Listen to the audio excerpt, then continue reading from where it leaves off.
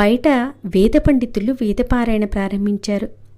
మహర్షి పరున్న గది బయట ఆరుబయట భక్తులు అక్షర రమణమాల పాడటం ప్రారంభించారు.